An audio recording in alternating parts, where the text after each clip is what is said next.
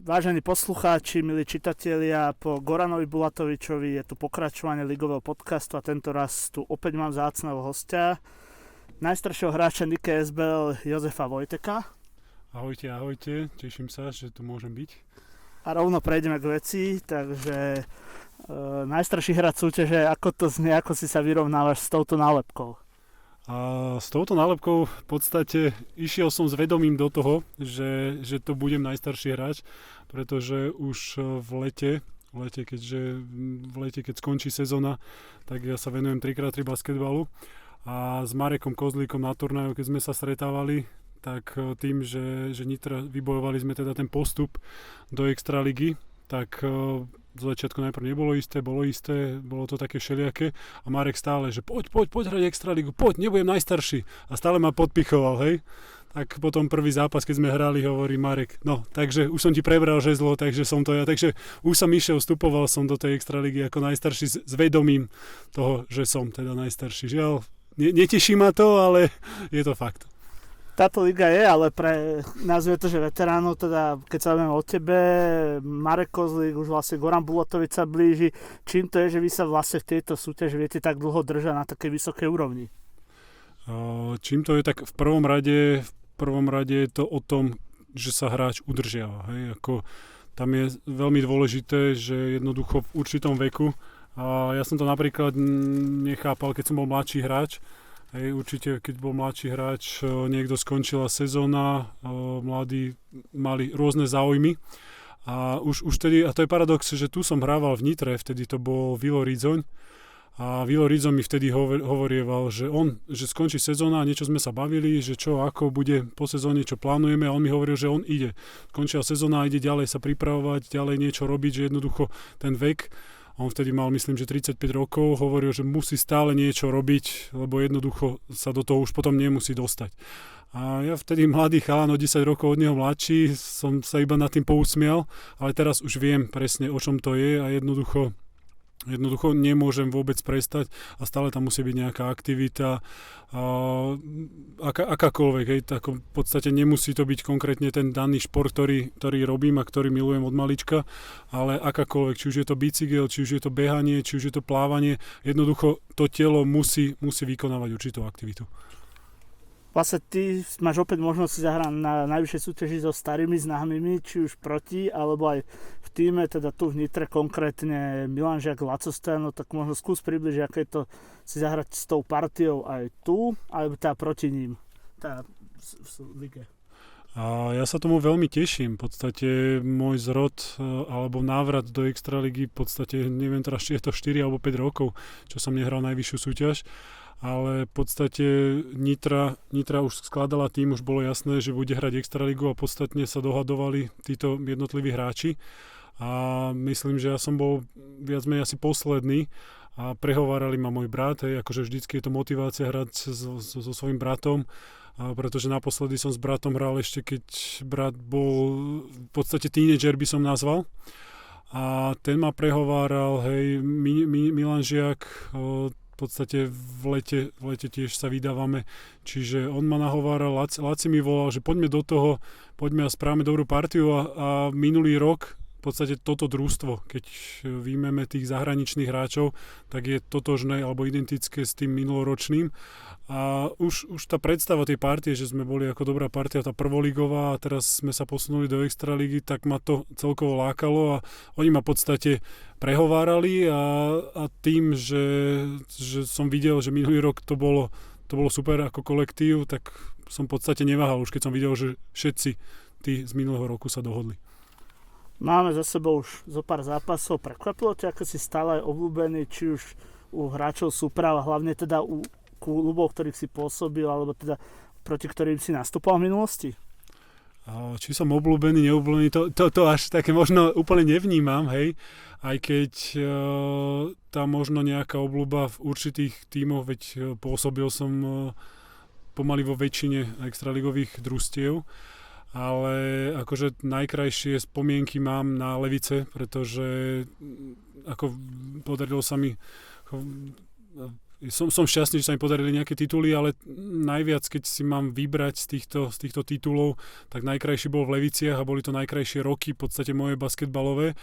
A tam som možno nezanechal aj určitú nejakú stopu a tí fanúšikovia, ktorí tam boli vtedy, myslím, že značná časť tých fanúšikov je tam aj teraz a tam ako keď sa pozriem, tak určite tam je ohlas, keď vyjdeme na ihrisko alebo keď sa vrátim a strašne ma to teší a myslím si, že nie je nič viacej, ako keď hráč vyjde na ihrisko a možno nehrá na domácej palubovke, ale hrá niekde inde a začnú možno skandovať jeho meno alebo ho tlieskať, keď v podstate super dá koš, čo nie je taký štandardom a úplne ma to teší. Hej. Handlová, tam je to moje rodisko, čiže tam tiež nejakí tí domáci a myslím si, že v jednotlivých tých tímoch, kde som hrával alebo v mestách, ktorých som hrával, tak sú tam stáli fanúšikovia, ktorí prídu a určite mi možno po zápase zatlieskajú, podajú ruku a je to najviac, hej, že jednoducho,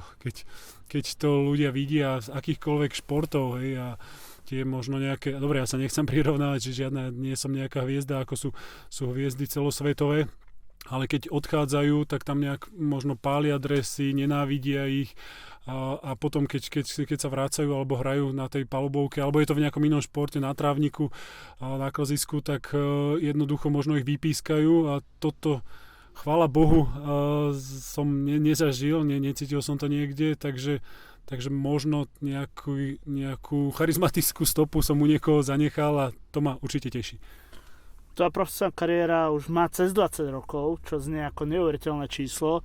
Ako to možno aj ty vnímaš teraz tak odstupom času, že to trvá toľko? Áno, je to veľa rokov, hej, lebo prvýkrát extraligu som vybehol, alebo s extraligovým družstvom som začínal ako 16-ročný v Interi. V podstate 17 rokov som mal, keď som nastupoval nejaké prvé extraligové minúty a keď si zoberiem, že mám teraz už 38, na konci tejto sezóny budem mať 39, tak je to veľmi dlhá doba. Medzičasom som v podstate hral nižšiu súťaž, kde som si už myslel, že si najvyššiu súťaž nezahrám, ale opak bol pravdou a veľmi ma to teší, že som sa v podstate vrátil a bola to možno aj nejaká taká vnútorná moja motivácia, že vyskúšať si, ako tá súťaž sa zmenila, ako to jednoducho vyzerá. Samozrejme vždy ten nejaký vnútorný pocit toho športovca, je tam to nejaká tá bojovnosť, nejaká tá súťaživosť a chcel som sa určite porovnať, aj keď vek človek nezastaví, na druhej strane vek je len číslo. A chcel som sa určite porovnať s tými mladšími hráčmi, ktorých som zažil a proti ktorými som hrával, alebo či som s nimi hrával. A do súťaže postupne prichádzajú mladí, talentovaní hráči, ktorí rastú a je to určitá aj motivácia, aj keď hrám proti Slovákom, ktorí obliekajú reprezentačný dres. A je to vždycky super motivácia, rád sa porovnám, rád mám výzvy a rád ich príjmam a som nesmierne šťastný, že môžem hrať, aj keď u mňa už je to trošku z iného pohľadu, ako to bolo kedysi, keď ten basketbal bol môj v podstate primárny chlebíček a to moje živobytie.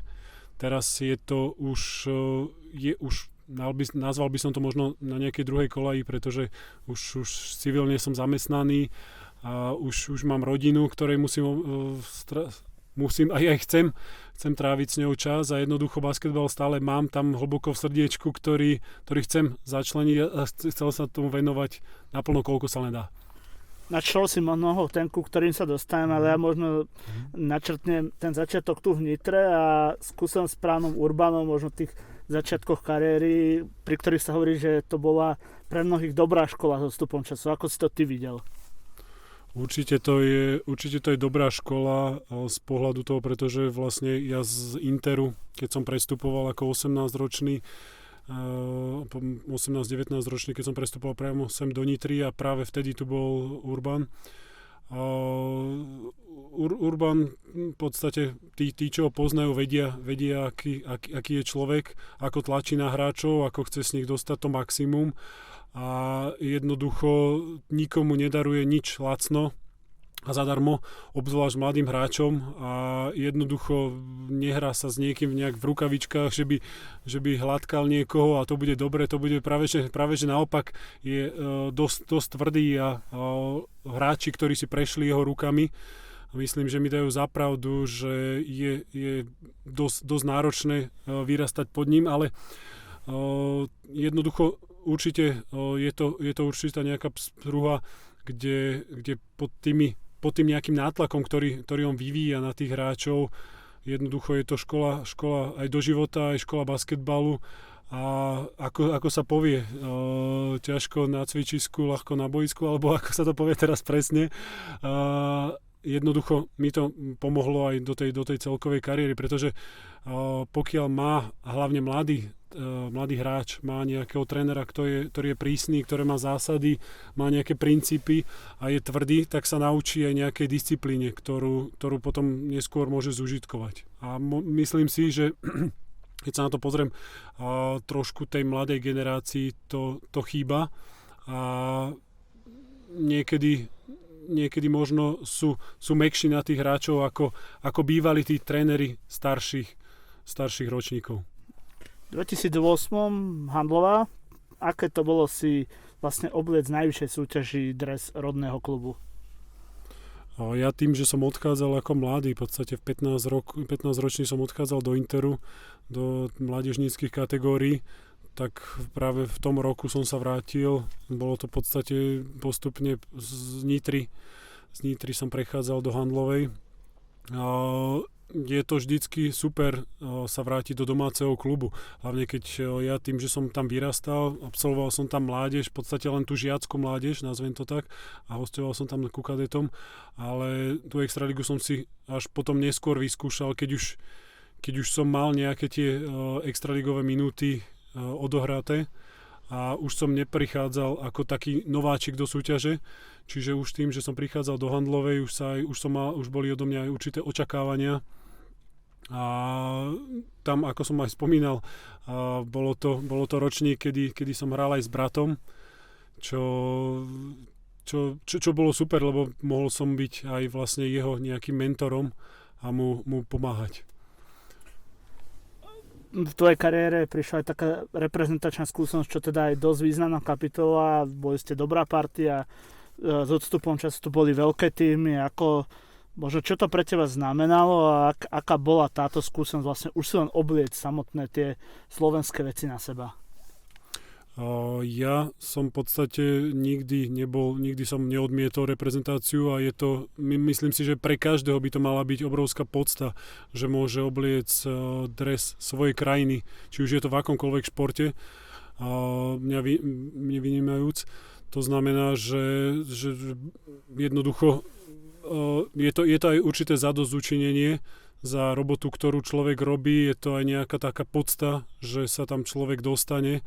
Či už je to nejaký člen širšieho kádra alebo užšieho kádra a jednoducho vždy, keď som dostal teda túto ponuku, nikdy som ju neodmietol a vďačím aj tomu, pretože súťaž je jedna vec a jednoducho, keď obliekate ten reprezentačný dres, máte proti sebe súperov, ktorých možno nikdy inokedy by ste nestretli alebo nikdy by ste s nimi nehrali a presne ja si pamätám roky, alebo možno jeden hlavne ročník tej reprezentácie, kedy sme hrali proti takým hráčom, alebo proti takým tímom, ako boli Srbi, akí sú. Ako to je v podstate basketbalová veľmoc na svete. Čiže sú to iba super super je to konfrontácia a zároveň to, čo som hovoril, že rád sa porovnávam a rád súťažím a práve proti týmto Srbom, keď som hral. Neviem, či tam niekde máš pripravenú otázočku aj zrovna na toto, že či naviažem, ale tam priamo, keď spomeniem v tom ročníku, sme tam hrali, kde tam boli mená ako Krstič, Teodošič a tam hlavne vtedy bola taká situácia, že boli nejaké zranenia na podkoši a v tom ročníku som dostal sa aj v podstate do základnej zostavy a bola to extra motivácia hrať hlavne proti Krstičovi, ktorý možno mladším ročníkom to nič nebude hovoriť, starší určite vedia. Je to borec, ktorý odohral viac ako 500 zápasov v najlepšej súťaži na svete v NBA a jednoducho to bola obrovská podsta hrať proti takémuto hráčovi, či už sme hrali doma alebo vonku, kde myslím si, že v tom ročníku sme si určite neurobili hanbu a ja si pamätám, že ja som si tam vtedy aj narazil palec a mal som ho absolútne úplne opuchnutý, nemohol som s ním hýbať. Lekári mi aj povedali, že by som s tým nemal hrať. Bolo to zrovna paradoxne na pravej ruke, ja som pravák, čiže na streleckej ruke a vtedy ja som povedal, že chcem za každú cenu, tak viem, že s napíchaným prstom, že som mal umrtvený, zatejpovaný, ale jednoducho tá extra motivácia, že proti akému hráčovi hrám, tak som jednoducho chcel hrať. Hovorím, že aj o jednej nohe, keby som mal hrať a skákať tam za ním a sa tam s ním pretláčať a hrať cez neho, že určite budem hrať a určite nastúpim, pretože to sú hráči a to sú možno superi, s ktorými sa bežne v slovenskej lige určite nestretnete a tu jednoducho na Slovensko, aj keď chodia aj možno kvalitní zahraniční hráči, ale jednoducho takúto extra triedu v našej lige neuvidíte. Tvoja bojovnosť ti priniesla, ak správne rátam, 6 cenných kovov. Máš nejakú možno najsilnejšiu spomienku alebo možno niečo, na čo by si najradšej rád zabudol za tých veľa rokov v extralige? Spomienku ako negatívnu? Negatívnu a pozitívnu. Negatívnu a pozitívnu. No pri tej negatívnej niečo by ma aj napadlo, ale som z tohto pohľadu trošku diplomat a nechcel by som vyťahovať možno nejakú konkrétnu osobu, o koho sa to jednalo a čo tam bolo.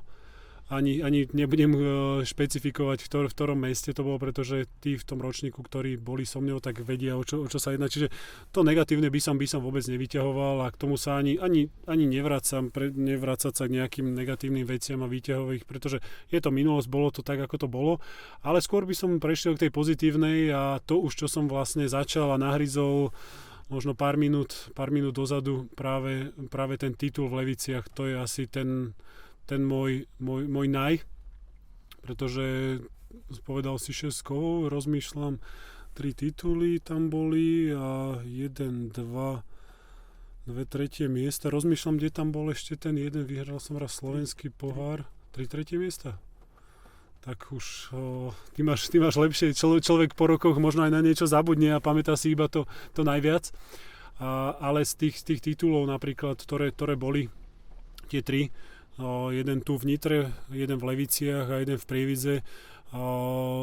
Ten v Leviciach si tak najviac cením, pretože nejakou tou minutážou a tou odohranou možno nejakou skúsenosťou alebo nejakou odohratou minutážou a kvalitou som v podstate tam najviac prispel k tej skladačke tom vyhratia toho titulu, pretože z tých 3 titulov tam som mal najväčšia rola bola moja a myslím si, že to bola aj jedna z mojich najvydarenejších sezón v mojej už teraz môžem povedať, že dlhej, ale ešte stále aktívnej kariére.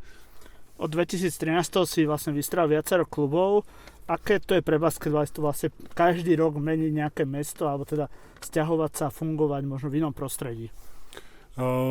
Človek sa musí jednoducho na to nastaviť. A toto bola vec, ktorá v podstate už postupne, prečo som aj skončil s tým basketbalom, jednoducho predtým, ako som skončil v najvyššej súťaži v extralige, aspoň teda na ten čas, tak jednoducho tam bolo, myslím si, že teraz neviem presne, či 6-7 rokov po sebe, že jednoducho každým rokom som menil mesto a klub. A jednoducho to už je taký, ale šport chce celkovo, hej, jednoducho, tak to je jednoducho nastavené a športovec, keď sa chce niekam posúvať, tak jednoducho ide možno za lepšími podmienkami, za lepšou ponukou a sťahoval som sa z mesta do mesta a zase na jednej strane určite to neľutujem, pretože spoznať kopec nových ľudí, nájsť si nové kamarátstva, priateľstva, zažiť tam rôzne veselé, možno aj smutnejšie udalosti. Človek potom už spätne, keď sa vracia do tých miest, či už je to so športom alebo len na nejaký výlet, tak tam má kopec spomienok, hej. Kopec ľudí tam pozná, stretnú, to ešte o to navyše, pokiaľ v tom meste niekde idete, alebo keď sa vám stane, že ja neviem, niekedy idete niekde úplne kvázi do neznáma, kde ste akože nehrali, ale a stretne vás tam, alebo tak som zažil, že na dovolenke niekde v Chorvátsku alebo v Turecku a osloví vás tam náhodne nejaký fanúšik nejakého tímu, to je asi toto najviac, že úplne nečakane a určite to odporúčam každému, kto môže, nech to zažije a bolo to super skúsenosť. Zároveň hovorím, ten vek mi postupne pribúdal a jednoducho človek, ten športový dôchodok je omnoho skôr ako v bežnom živote ten pracovný. Čiže jednoducho postupne som sa uberal takým tempom alebo takým smerom, že som chcel prejsť už do toho nejakého pracovného života. A v podstate moja pred touto Nitrou mala byť posledná nejaká taká zastávka, už Karlovka, nemôžem to nazvať, že nebohá extraligová Karlovka, kde tam boli mladí hráči, boli tam v podstate pracujúci a študenti, veď z Karlovky je dosť hráčov, ktorí prešli rukami tohto mládežníckeho klubu a hrávajú extraligy alebo sú aj niekde v zahraničí. Čiže to bola super skúsenosť, alebo mohla to byť super skúsenosť si zahrať s tými mladými, odozdať nejaké skúsenosti, bohužiaľ a osud to chcel inak a jednoducho po nejakých 3 týždňov prípravy tá Karlovka skončila. Čiže to bol taký môj možno nechcený odchod z extraligy na vtedy. Áno, to 3 hráči ste vlastne ukončili kariéru, každý z nejakých iných okolností. Ty si sa potom začal do toho normálneho pracovného života, si bankový úradník, teda robota, ktorá napríklad bankovníctvo aj Zdenko Tomášovič. Prečo práve bankovníctvo a na základe čoho sa dá potom aj sklbiť tá robota s basketbalom a čím je táto bankovníctvo špecifické, že dá sa tam aj pracovať s nejakým voľným časom, alebo nazvie to, že dovolenkou? Keď ideálnejšie by bolo možno podnikať alebo robiť nejakú flexibilnejšiu, mať pracovnú dobu, kde si viete nastaviť, že kedy idem trénovať, kedy pracujem a jednoducho už počas hráčskej kariéry bolo to pri mojom druhom pôsobení v Handlovej, keď som bol, už som s financiami robil nejaký ten rok, bolo to v podstate tiež bolo to v súkromnej sfére. A jednoducho v podstate robil som si aj počas hráckej kariéry aj vysokú školu, ale jednoducho tá vysoká škola, keď som ju doštudoval, tak som si povedal, že toto nie je ten smer, ktorým sa chcem uberať. A jednoducho nejaká hra čísel a celkovo štatistiky a práca s peniazmi a s ľuďmi, to bolo niečo, čo ma nejakým spôsobom oslovalo. A vtedy som si to vyskúšal, vtedy som fungoval, v podstate hrával som v Handlovej a už vtedy som začal robiť s tými financiami. A jednoducho, pokiaľ som bol ako profi športovec, a tam to bolo extrémne ťažké sklbiť, z tréningu, z nejaké stretnutia, potom večerný tréning, nejaké prípravy zase, to bolo extrémne ťažké. A keď som si povedal, že teraz sa chcem na 100% niečomu venovať, jednoducho sa nedalo 2 veciam naraz venovať na 100%, čiže vtedy som to zanechal a potom som sa postupne po rokoch k tomu vrátil. Hej.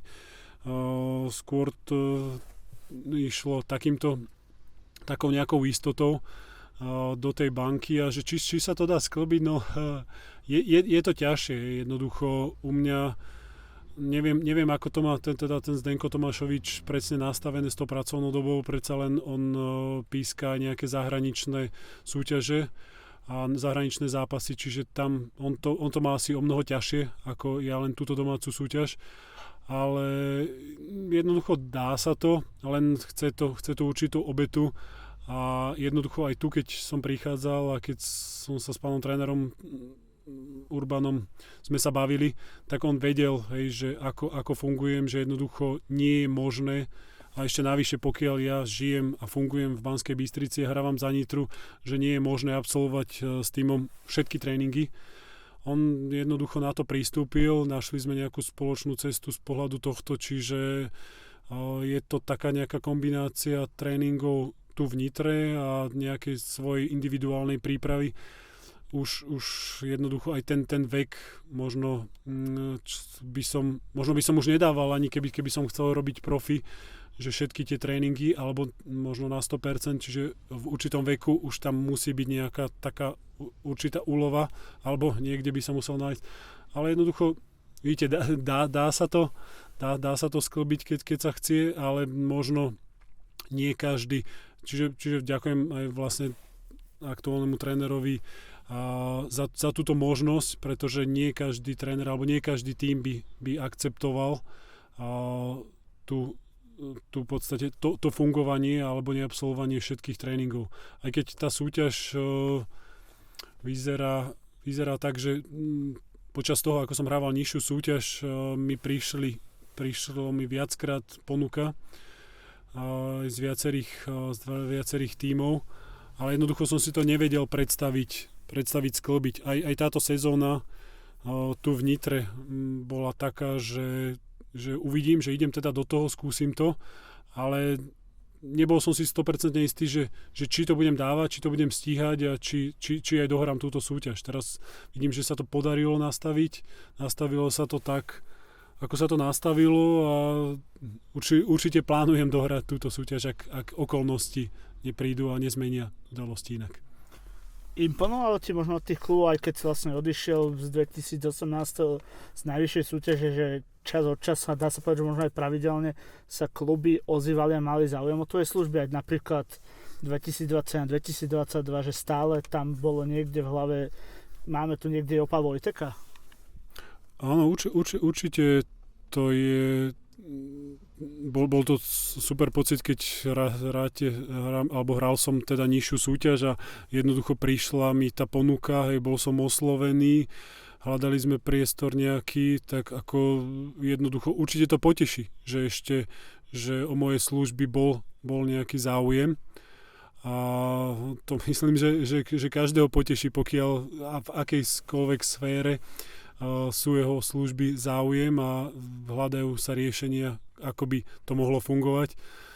Žiaľ, tam sa nenašli nejaké schodné riešenia, aj keď klub mal záujem, v podstate to bolo to možno z mojej nejakej strany, predsa len prišli aj deti, mám dve malé deti, ale tuto to jednoducho nejak tak zasadlo celé a dá sa fungovať. Ale určite je to potešujúce. Aj teraz v podstate s jedným klubom sme proti nemu hrali, tak tiež manažer klubu prišiel za mňou a hovorí, že my sme ti dávali, že prečo sa rozhodol, že stále ešte tu máš otvorené dvere. Takže je to také potešujúce, hej, akože ja nemienim meniť dres, hej, akože tu som začal v Nitre a určite to v Nitre aj dohrám, ako som opakujem sa, ale nezmenia to okolnosti a vždy to človeka poteší a ho to hreje pri srdci, že jednoducho to, čo robí, asi možno robí dobre. Vždy sa to dá samozrejme lepšie robiť, ale to je nejaký ten výsledok práce, že je o ňo záujem. Vlastne ty si sa vrátil do Nitry po 13 rokoch, 2021. Čakal si možno taký ten, že tam, kde sa tá cesta začala, tak svojím spôsobom, ako aj ty možno naznačuješ, asi tu aj bude končiť? Nechcem hovoriť o konci, hej. Rád by som nekončil, aj keď vždy sa na to ja pozerám už jednoducho s tým pribudujúcim vekom. a sa na to pozerám vždy do najbližšieho zápasu. Hej, že jednoducho môže sa stať, že aj ten najbližší zápas môže byť môj posledný. Jednoducho užívam si to. Jednoducho teraz si to možno trošičku viac užívam ako tie moje posledné extraligové kroky, kde už vtedy to bol môj chlebiček a som sa s tým živil a musel som sa pozerať na to, že jednoducho tá ponuka je dobrá pre mňa. Ale teraz jednoducho viac si to užívam a viac sa zabávam tým basketbalom. Hej. Viac mi to chutí z pohľadu toho, že jednoducho toto není to, čo ma primárne živí, ale je to to, čo ma baví. A som sa jednoducho k tomu vrátil a je to v podstate možno také nejaké moje vypnutie, hej, alebo je to nejaká moja psychohygiena, že jednoducho z tej roboty a tá robota jednoducho, keď človek je profesionálny športovec a zmení prechod do civilného zamestnania častokrát nie je jednoduchý, je dosť náročný, pokiaľ ten športovec nezarobil toľko peňazí, že si podniká, robí si veci podľa svojho, ale tým, že z dvojfázových tréningov zrazu prejdete na sedavú robotu, kde máte nejaký 8-hodinový pracovný čas a v podstate na zadku sedíte celý deň. Toto bol dosť extrémne náročný prechod a častokrát ja som bol až nervózny, tie posledné hodiny toho pracovného času som bol extrémne nervózny, hej, že aktívny človek stále beha, stále sa pohybuje a zrazu teraz sedí a nemôže. Čiže keď som prišiel, som večer musel chodiť behávať, alebo musel som strieľať, alebo musel som ísť na bicykel, alebo musel som niečo robiť, musel som vybiť tú energiu, ktorá sa v podstate celý deň vo mne hromadila a nemohol som mu dať von. A teraz som stratil pointu, že čo si sa ma presne pýtal. Lebo som... Teraz som sa nestratil. Dobre. Dobre. Prejdeme možno inak vlastne. Ty si nezanevral, alebo nazvie to tak, si taký hybrid, lebo hrávaš aj trojkový basket. Ako si sa k nemu vlastne dostal a čo ti vlastne dáva ten trojkový basket? Ten trojkový basket v podstate tu bol, kedy sa to nazývalo streetball, hej, a v hlavách mnohých ľudí stále to tak nejak vnímajú, že je to streetball, ale jednoducho už to nie je streetball, už to je jednoducho 3x3 basketbal, ktorý je oficiálny šport už aj na olympijských hrách, hej, je to oficiálny šport, takže toto sa posunulo milovými krokmi. Predtým ešte, keď sa to volalo aj ako streetball, ja som si v podstate zvykol cez leto, keď sa tak pozriem do minulosti, možno raz za rok chodil som si zahrať, že jeden turnajík, hej, že s nejakými hráčmi, ktorí hrali extraligu, sme sa zložili a jeden turnaj sme si išli zahrať, ale to bolo skôr len tak nejak pre zábavu, že sme išli zahrať si. A vtedy to ešte jednoducho nemalo nejakú tú formu, respektíve nemalo to rozhodcov, vyzeralo to inak tým, že človek prechádza z basketbalu, kde má normálne rozhodcov, kde im pískajú faul a jednoducho sú tam nejaké pravidlá. Ten streetball kedysi nemal také tie pravidlá, bolo to skôr o nejakom hádaní, že či to bol faul a vtedy ma to neťahalo z tohto pohľadu, lebo jednoducho ja som skôr kľudnejšia povaha a jednoducho keď rozhodca niečo zapíska, tak takto je, aj keď niekedy nemusí človek s tým súhlasiť. A tam v tom streetballe to nebolo. Postupne sa to zmenilo na ten 3x3 basketbal a tam v podstate rozmýšľam, asi možno s Ondrom Haviarom vtedy mal tím, ktorý bol vtedy, myslím, že rok alebo 2 roky najlepší na Slovensku, ma oslovil.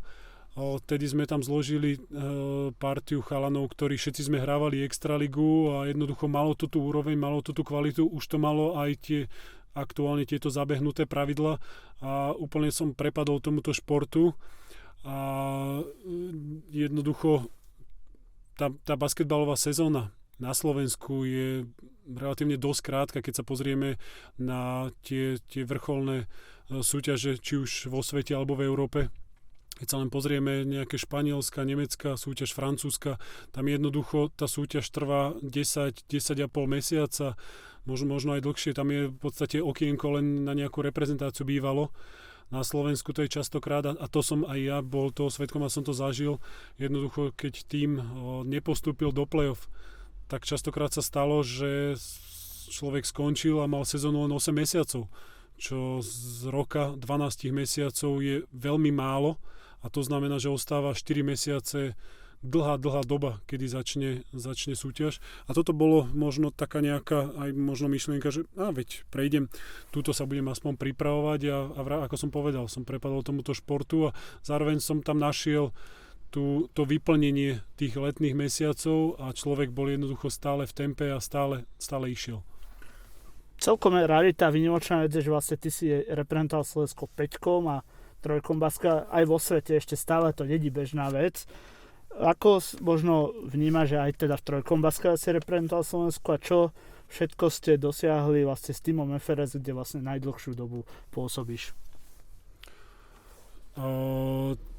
Tak v podstate vždy som hľadal, ako v tým FRS už v podstate, keď som pôsobil teda s Ondrom, ako v podstate energy tímom, tak my sme v tom období boli v podstate najlepší na Slovensku. A v týme MFRS som bol oslovovaný pravidelne stále, ale jednoducho, ako som už aj predtým povedal, hľadal som výzvy a potreboval som, aby to malo nejakú formu, aby to malo nejakú kvalitu. Až keď som tam tú kvalitu videl, tak som v podstate prešiel kvázi ku konkurentovi a tam som doteraz, kde vtedy sme to vyskladávali a tiež to hrali so mňou, alebo keď som začínal, tak tam to hrali v podstate Andrej Kufa, ktorý tiež bol reprezentant aj v 5-kovom basketbale. Maťo Bielik taktiež bol reprezentant v 5-kovom basketbale, čiže tá kvalita tam bola vysoká a jednoducho som tam prešiel, aj keď áno, je to niekto, alebo na Slovensku, alebo aj vo svete stále u ľudí je to vnímané ako ten nejaký streetball a pre niekoho to je možno také predpotopný šport, že nezaujímavý, ale vôbec to tak nie je. Aj toho jednoducho ide to milovými krokmi extrémne dopredu, aj z toho pohľadu, že už sa to hráva po celom svete, je tam v tom World Tour, sú tam už o mnoho väčšie peniaze a hlavne zaujímavé peniaze, pretože na tých vrcholných podujatiach tie prize money sú určite zaujímavé pre profesionálnych športovcov, profesionálnych hráčov a vidíme to, že jednoducho teraz aj na Slovensku, čo pôsobili aj viacerí hráči, tak jednoducho prešli do tohto športu a začali sa tomu profi venovať. A je tam aj určitá vidina toho, no už u mňa asi nie, Paríž 2024, najbližšia olympiáda, kde bude trojkový šport pre Slovensko, asi toto není už reálne, pretože tam sú aj nejaké rankingové body, ale stále je tam tá motivácia, že človek sa vie aj v tomto športe zrovnávať s tými najlepšími v tom športe. Hej, predsa len už v basketbale, ako sa nejak ja porovnám, už ako sa dostanem proti hráčom NBA. V tom trojkovom športe na týchto turnajoch sa viete stretnúť v tých najlepších hráčov v tom športe. A aj tam sa myhnú hráči, ktorí účinkovali alebo myhli sa teda tiež v NBA. A stále je tam tá vidina tej olympiády. Hej. Myslím si, že v tom trojkovom športe je o mnoho jednoduchšie sa dostať na tú olympiádu krajine, aj malej krajine ako je Slovensko, kdežto pri tom 5-kovom basketbale tam je to extrémne náročné. Ale v tom trojkovom nám tiež v podstate uniká ten vlak a ten vlak ide expresnou rýchlosťou, pretože sa tomu venujú aj my, keď sme hrali teraz kvalifikáciu v lete, tak tam boli v podstate francúzski hráči, ktorí sa tomu venujú a tiež som sa tam zrovnával alebo bránil s Le Cavaliérom, ktorý hráva francúzsku súťaž, najvyššiu súťaž a je to hráč, ktorý tam hrával 25 minút a kvalitu, čiže aj tu sa viete zrovnávať a stretnúť s takými hráčmi, ktorí sa venujú možno profesionálnemu basketbalu a tiež či už ako hobby alebo postupne možno do toho prechádzajú, že viete sa túto s nimi stretnúť a to mňa vždycky ženie dopredu a aj naša vízia, kde sme išli, my sme v podstate chceli ísť hlavne zahraničie, ale aj sa podarilo povyhrávať nejaké súťaže, nejaké turnaje, kde sme postúpili aj na nejaké tie vrcholné podujatia, ale žiaľ, bolo to rok predtým, ako prišiel COVID a COVID v podstate zmaril nám nejaké nejaké možno lepšie úspechy alebo nejaké lepšie turnaje. Žiaľ, je to tak, ako je. A my ten tým, ktorý sme mali a ktorý máme, už jednoducho sú to všetko určite skúsení hráči, ale jednoducho už tú svoju krivku alebo ten vrchol máme dávno za sebou. Teraz vlastne prejdem už možno na takú poslednú aktuálnu tému. Ty si vlastne pri zrode Slavie SPU Nitra. Ako vnímaš možno ten projekt a možno také tie prvé nováčikovské kroky, lebo predsa možno aj v tvojej kariére to je niečo, s čím sa možno ešte nestretol. Určite je to už minimálne z pohľadu toho, že som pracujúci a nie iba ja som pracujúci, ale tu je polovička tímu, ktorí sme pracujúci a popri robote hráme, čiže toto mohol som si už vyskúšať, ako som spomínal v tej Karlovke, žiaľ po ani necelej príprave tento projekt padol. Tuto som si to vyskúšal. Je to určite dobré, hej, a myslím, že liga sa tomu teší, že liga sa rozrástla z 8 na 9 tímov a všetci dúfajú, že budúci rok pribudne ďalší tím, aby to bolo aspoň také nejaké okrúhle číslo 10. Hneď to bude lepšie liga vyzerať. A do tej súťaže sme v podstate vstúpili a v rámci tých možností, aké sú. A tu sa samozrejme pozerám na to, že sú tu hráči, sme tu hráči, ktorí sme niečo v Extralíge odohrali. Máme palubovky slovenských extraligové palubovky pobehané a niečo odohraté a sú tu hráči, ktorí majú malé, prípadne skoro žiadne skúsenosti. A je to určite super príležitosť a šanca pre nich hrať a sa ukázať, pretože častokrát v tých tímoch sa tlačí na výsledky a všade to je tak, že jednoducho chcú výsledky. Ja nehovorím, že tu v Nitre to nie je, ale predsa len myslím si, že zo všetkých extraligových tímov máme najmenej za cudzincov. My máme aktuálne 3. To znamená, že je tam o to väčšia šanca, že Slováci môžu hrať, môžu dostať ten priestor a beriem to ako pozitívne. A myslím si, že od začiatku sezóny zatiaľ naše vystúpenie, myslím si, že nie je hanbou, aj keď boli určité zápasy, ktoré sme nepodali optimálny výkon, napríklad Levice, aj tam to bol až priepasný rozdiel, ale ukázali sme vo viacerých zápasoch, že je tam v tomto tíme, je tam určitý progres, niekde to smeruje, aj keď ten progres ju v podstate u predposledného tímu extraligovej tabulky Lúčenec sme v podstate nepotvrdili a prehrali sme relatívne jednoznačne o 20 bodov, ale stále tento tím v podstate tak ako sme videli minulý rok, to bola prvá liga, tento rok je to extraliga a niektorí chalani to potrebujú dostať do krví a aj pre nás starších hráčov, ktorí sme hrali minulý rok prvú ligu, predsa len sa človek musí prispôsobiť, aklimatizovať, že je to jednoducho fyzickejšie, je to rýchlejšie, je to kondične úplne niečo iné ako v tej prvej lige. Ale myslím si, že sme obstojným súperom a chceme byť ešte obstojnejším súperom.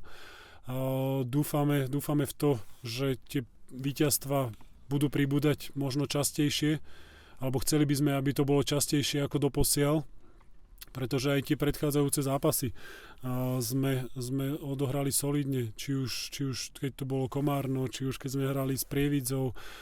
Je tu viacero, naposledy Handlova u nás, je tu aj vo Svíte, myslím si, že solidný zápas. Je tu viacero zápasov, kde sa dá stavať a kde v podstate nechýba až tak veľa k tomu, aby ten zápas sa nezlomil alebo sa zlomil v náš prospech a tých víťazstiev pribudlo. Sme tu trošku taký špecifickejší, hej, aj tá tréningová príprava je asi je to náročnejšie dať dokopy a pripraviť, pretože jednoducho ten tím, ako hráme, ako sme na zápasoch, neabsolvuje spolu až taký počet tréningov v tom kompletnom kádri, ako je to u mnohých iných tímoch, kde jednoducho sú tie družstva profesionálne a jednoducho trénujú tam ráno večer. My tým, že polka tímu sme pracujúci, tak jednoducho nie je možné nám absolvovať všetky tréningy, ale čo je v našich silách, o to sa snažíme a a myslím si, že nevyzerá to tak zle, aj keď stále ešte tam vidím potenciál a priestor na zlepšenie, kde určite tam je. A občas to je normálne, aj dobré družstva majú občas slabší deň, občas zakopnú aj u slabších súperov. A my tiež tú krivku by sme chceli ešte zdvihnúť, vidieť tam progres u tých mladších hráčov.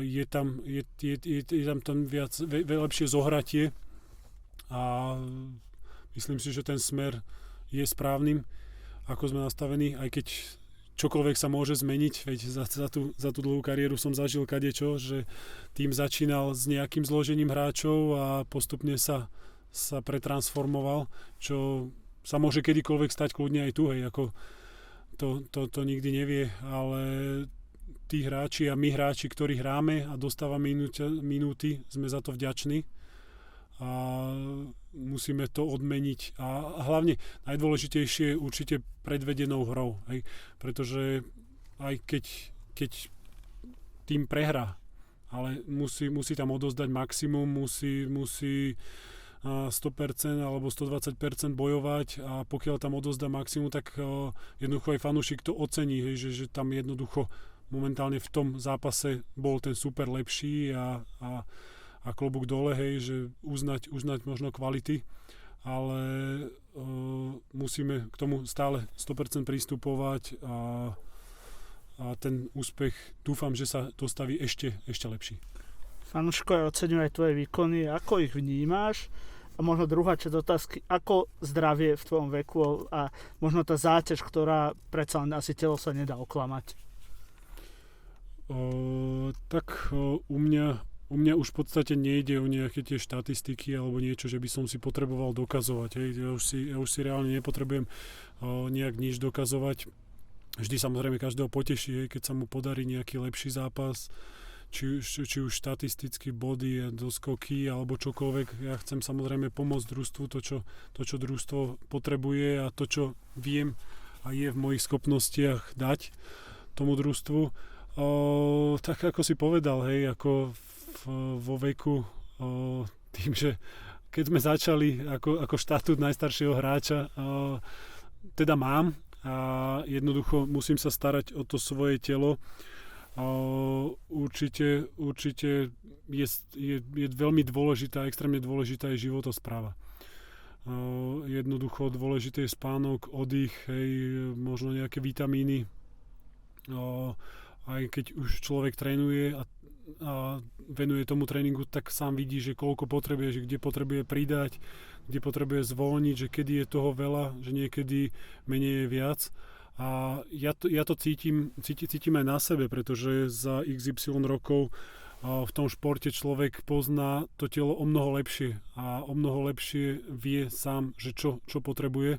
V tom mladom veku možno to telo až tak nepozná, ale postupom rokov vidí, čo potrebuje a jednoducho musí a ja musím stále na sebe pracovať a preto sa snažím celý rok niečo robiť, aby som jednoducho z toho nevypadol. A myslím, že aj v nejakom rozhovore niekde som to už hovoril. Mne, keby som si dal nejakú jednoduchú pauzu, ale nejakú dlhšiu pauzu, že ja neviem, povedzme, čo sa možno aj mne stalo niekedy v mladosti, že povedzme mesiac vypnem a že nebudem nič robiť, tak jednoducho už nenaskočím do toho tak, ako som aktuálne a už sa jednoducho nevrátim, pretože tak ako som povedal, tá moja krivka alebo ten môj vrchol už je dávno za mňou, ale jednoducho to, čo aktuálne viem ponúknuť alebo viem dať, tak sa snažím udržiavať a jednoducho aspoň v tej rovine výkonnosti si udržiavať ten výkon a preto jednoducho musím na sebe robiť počas celého roka niečo, aby tá krivka nepadla, pretože už jednoducho vekom a pribúdajúcimi rokmi už nenaskočí a neotočí sa ďalším smerom, ale jednoducho tá životospráva je extrémne dôležitá. Ja to vidím v mladom veku. Nemôžem povedať, že som bol ukážkový športovec, to by som klamal, keby som chcel povedať, kto ma pozná, vie. Ale v mladom veku jednoducho to telo zvláda, regeneruje extrémne rýchlo a aj keď si dovolí možno nespať alebo málo spať alebo mať nejaké aktivity, tak jednoducho dokáže telo extrémne rýchlo regenerovať. Teraz to cítim aj ja a ja to cítim, že keď tá minutáž je v tom danom zápase o mnoho vyššia, tak na druhý deň som jak zbitý pes, rozbitý, ale častokrát po sobote, hej, keď mám tú minutáž vyššiu a som unavený, tak musím sa venovať, žena mi hodí, že deti, že no, sobotu si tu celý deň nebol a teraz sa ideš venovať, takže venujem sa deťom a tiež zase regenerujem, by som to nazval inak a musím sa ich venovať, aj chcem sa im, hej, akože človek je, vravím, ako som spomínal, zbitý ako pes, bolí ho všetko, ledva chodí, ledva sa hýbe a tie deti živé mám a chcú behať tam, takže musím sa premôcť a tvárim sa, že nič mi není, ja som jak fit, deti, čo ideme vymyslieť, čo ideme robiť a potom večer už keď zalahnem, tak sa neviem postaviť a ani pohnúť, takže ale dá sa to sklbiť, je to extrémne ťažké, sú tam niektoré veci, ktoré musíte obetovať, ale najdôležitejšie je to zdravie, hej, a dbať na seba. A vravím, toto je nejaký ten môj trojuholníček, ktorý momentálne mám, rodina, basketbal a práca a jedno druhým, tak je to nejaká taká filtrácia, hej, že jednoducho robota z roboty, nejaký ten tréning, hej, tam sa odreaguje, potom keď je tam unavený, ide s deťmi, zase inak sa odreaguje a super to prospieva a jednoducho nejaké, keď sa nedarí, či už keď sa nedarí v robote, alebo keď sa nedarí na tom zápase, tak sú to tie deti, ktoré vždy musíte obetovať tú lásku a oni keď sa na vás usmejú, tak jednoducho to, že bol nejaký zlý deň v robote, alebo že ten zápas možno extrémne nevyšiel. Pre tie deti tu musíte byť vždy a zase ten kolobeh je stále tak. A sa pohybujem v takom nejakom tom trojuholníku, ktorý ma bohate náplňa. Posledná, možno najdôležitejšia otázka. Ako ďalej a dokedy možno uvidíme Jopa pod 5-kovými a 3-kovými košmi? Toto je otázka, na ktorú určite neviem zodpovedať, aj keby som chcel. Basket ma baví, hej. Ja som ho začal hrávať v 10 rokoch. Dneska decka začínajú hrávať ten basketbal aj skôr. Ja som ho začal až v 5. ročníku na základnej škole, ale som tomu športu úplne prepadol. Tak mi padol do srdca, alebo tak ho mám v srdci, že jednoducho na ten basketbal asi nikdy nezanevriem a rád by som bol, keby aj moje deti sa tomu potom postupne venovali, že keď ja postupne sa vytratím a jednoducho už nebudem vládať a nebudem môcť, tak jednoducho to úsilie a tú energiu môžem tam venovať, či už im niečo dohovárať, či už im tam robiť nejakého individuálneho trénera alebo niečo, ale dokedy budem hrávať, baví ma to. Zatiaľ ako tak to zvládam. Myslím si, že ešte akú takú nejakú úroveň mám a pokiaľ to vidím, že ešte mám čo ponúknuť, tak sa nechystám skončiť. Aj keď to, čo som spomínal už predtým, každý zápas môže byť môj posledný. Ja dúfam, že tomu tak nebude a že ešte potiahnem. A vôbec nemám v hlave, že končím, že toto je moja posledná sezóna alebo ďalšia je moja posledná, nemusí byť, hej, takže všetko je otvorené a postupom času sa uvidí, že ako to bude. Tak my budeme dúfať, že tých zápasov je čo najviac, čiže môjim ďalším hosťom bol Jopo Vojtek. Ďakujem veľmi pekne ešte raz za pozvanie a som rád, že som mohol takto zodpovedať možno tvoje otázky a tí, čo to budú počúvať, že dúfam, že si aspoň niečo z toho zoberú, hlavne tí mladší hráči a ešte raz ďakujem za pozvanie a nech sa darí a nech týchto podcastov je čím viacej, pretože to povedomie toho športu a hlavne toho basketbalu je v rovinách slovenských stále akože relatívne malé, keď sú tu v podstate dva športy, kolektívne futbal a hokej a potom kvázi je dlho nič.